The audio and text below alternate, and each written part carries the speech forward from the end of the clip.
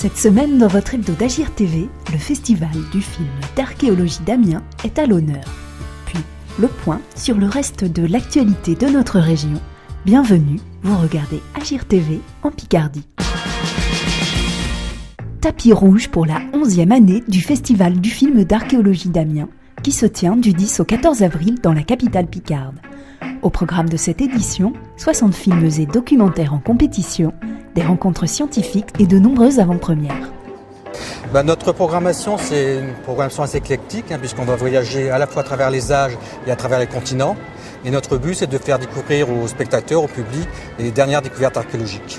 Reconnu dans le monde entier comme un haut lieu de l'archéologie, notamment en ce qui concerne le paléolithique ancien et l'habitat gallo-romain, la Picardie propose avec ce festival un panorama international des découvertes archéologiques récentes, accessible à la fois aux chercheurs et scientifiques et au grand public. C'est un bel événement qui est assez original et qui du coup est vraiment fait pour tout le monde et vraiment dans un principe d'ouverture et de diffusion de l'archéologie, de la culture et dans un esprit vraiment de pédagogie.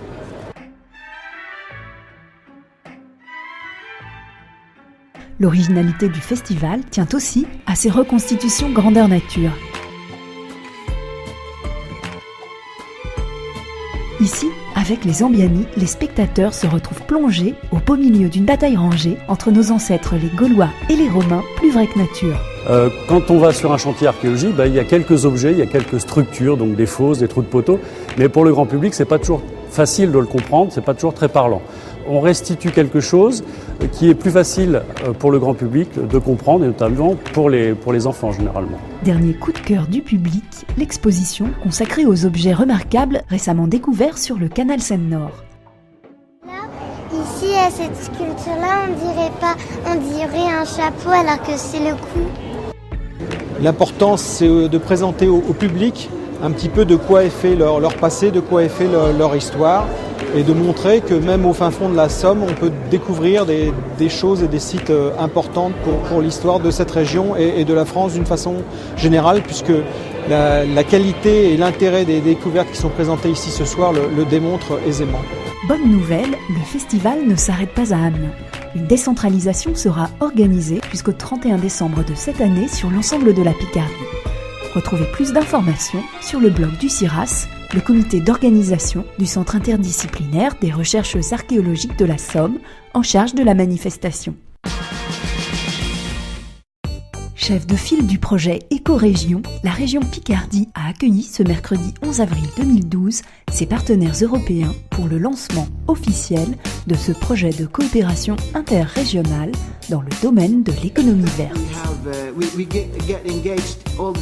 Autour de la table, on retrouve les régions de Jämtland en Suède, les régions de Thuringe et le district de Bamberg en Allemagne, la région d'Hordaland en Norvège, de Kainuu en Finlande, d'Ézak-Alfod en Hongrie, de Crémone en Italie, de Malte et côté français, le Limousin et la Picardie, venus présenter plusieurs de leurs projets innovants à leurs voisins européens.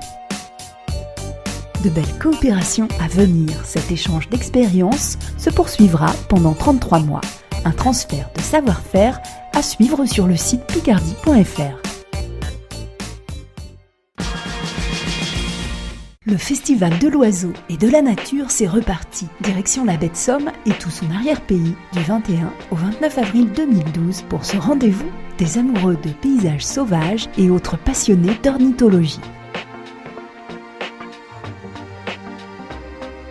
Au programme, cette année encore, des expositions photographiques à Saint-Valery-sur-Somme, Cailleux-sur-Mer et Le Crotoy, des projections de documentaires animaliers à Abbeville avec des animations pour les enfants et des expositions. La richesse de ce festival, qui attire chaque année plus de 5500 aficionados, c'est aussi plus de 350 idées de sorties nature sur 9 jours. À pied, à cheval, en calèche, en bicyclette et même en pirogue de mer pour découvrir les trésors de la baie. N'oubliez pas vos bottes et vos jumelles.